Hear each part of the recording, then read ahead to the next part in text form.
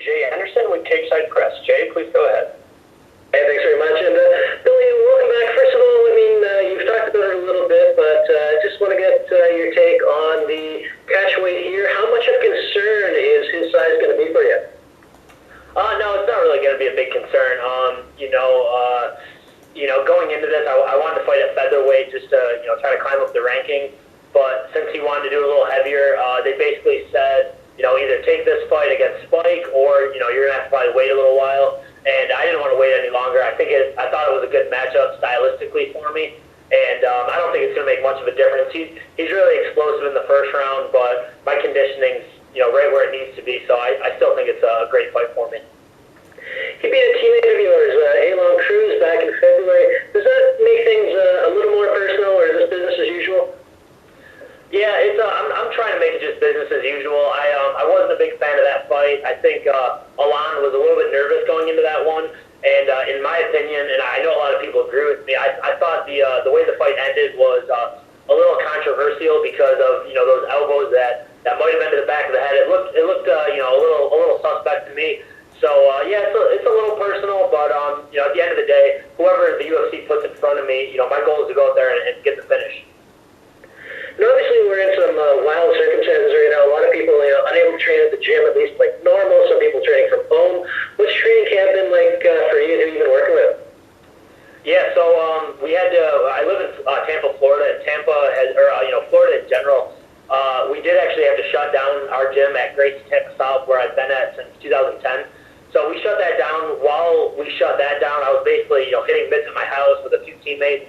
But then luckily, one of my boys, Matt Ferbola, who's a UFC lightweight, he flew down from Long Island because things were getting pretty bad there. Alon Cruz, I was able to train with too, and then Randy Costa, who's a stud. He's a bantamweight UFC fighter. I was able to work with those guys, and a few of the rest of my teammates. We were basically having private sessions, just with a group of us, closing the gym off, and I was able to get some really good work in. It was definitely a different training camp, but I'm more than ready for this fight now.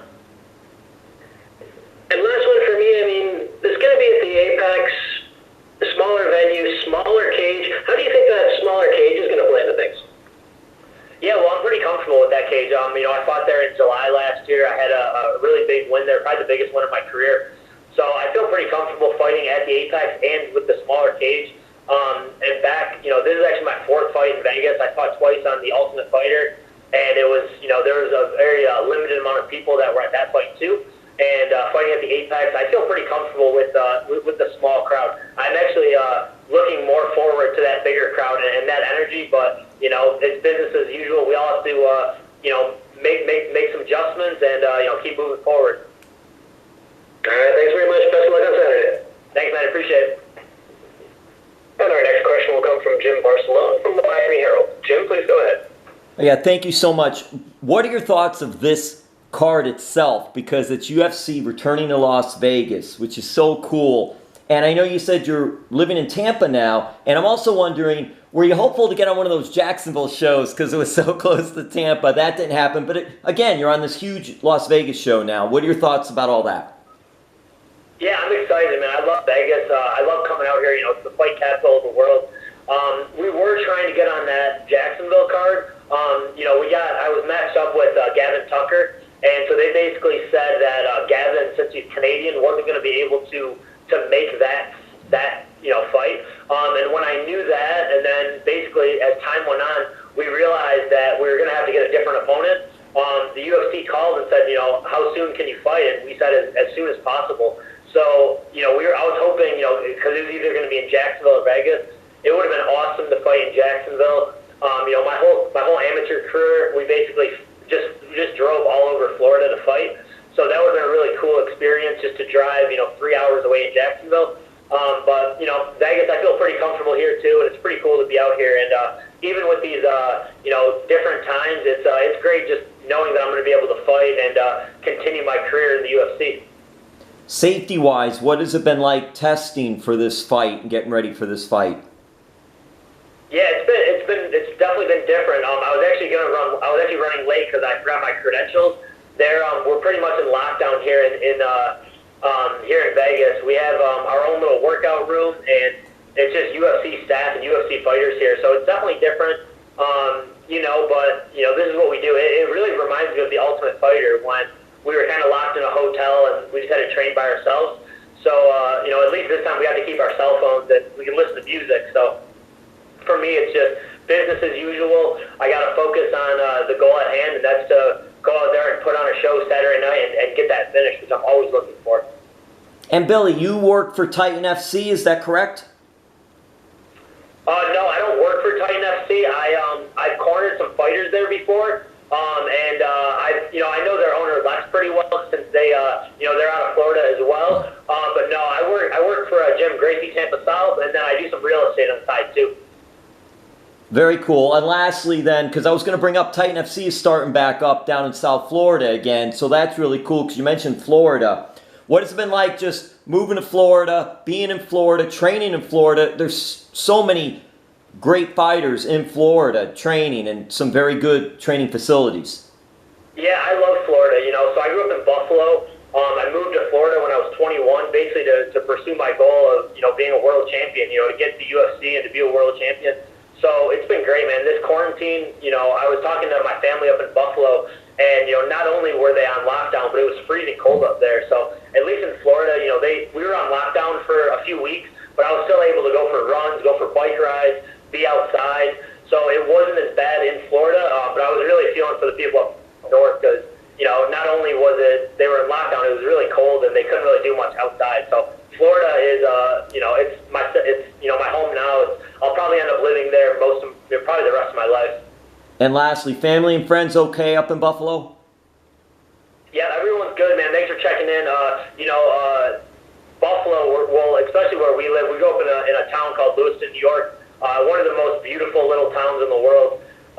It's a little more spread out than New York City, so everyone there is doing good. I was worried. I have my grandmother's been sick for the last year or so, and I'm very lucky that she's doing good. She's actually able to go home. So everyone up in north is doing good. It's definitely different. My fiance couldn't fly out for this fight. None of my family. So it's just it's definitely a business trip. I'm going to go there and handle business on Saturday, and then fly back to Tampa Sunday morning. All the best. Thank you. Thank you. And we will take the next question from Ezekiel Bergandi with Super Lucha. Ezekiel, please go ahead. Hey Billy, how are you? Good. How are you, man? Great. I wanted to ask you, you were supposed to fight Gavin Tucker in April, but that fight got cancelled. And did that affect you in your training camp for this fight? Like, you have to do 2 training camps, or you did 1 only? And how did you affect your body, your training, or did not affect you at all? How it was? It's definitely stylistically a different style. Gavin's really slick. He's a little bit shorter. He moves really well. Spike is very explosive early on. He likes to try to go for that finish right away. So it's definitely a different stylistic matchup. But I basically just stayed in the best shape I possibly could. I was, running, bike riding, hitting mitts pretty much every day. I knew the UFC was going to have fights sooner than later. So I basically just, I didn't worry about the opponent. I had a feeling the opponent was going to switch just because he's not American, and, it looked like they were just doing, local fights. So the opponent changed, but, we have a great team. Me and my coaches do a great job breaking down opponents, and I think we got this one figured out, and I think we have a good game plan going into this fight to get the win. So what do you think about Spike? Because he's a heavy hitter, while you are also one, but do you want to keep the fight at distance, or you are going straight to get the finish? What strategy do you have?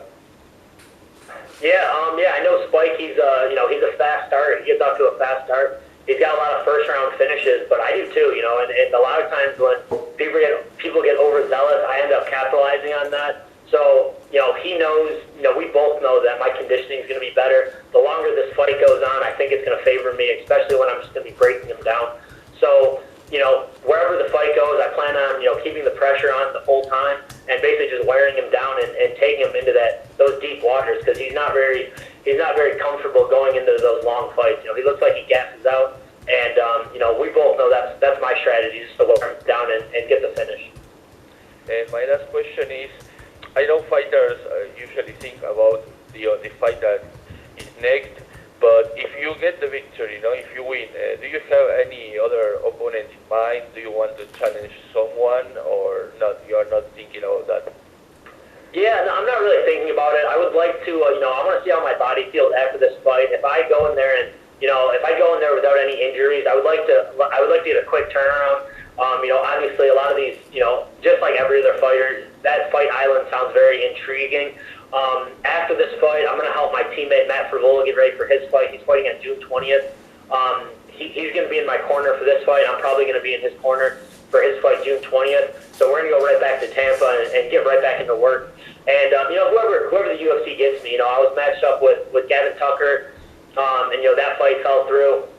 I was matched up with Chris Fishgold, and that fight fell through. So any one of those guys, or whoever else the UFC wants me to get, I basically want to just fight guys who are, either making more money than me or who are ranked higher than me. So I just want to keep climbing the rankings and, get that world championship within the next few years. Well, thank you, Billy, and good luck on Saturday. Thanks, man. I appreciate it. And we'll take our next question from Augusto German Niez-Gay from Somos MMA. Augusto, please go ahead.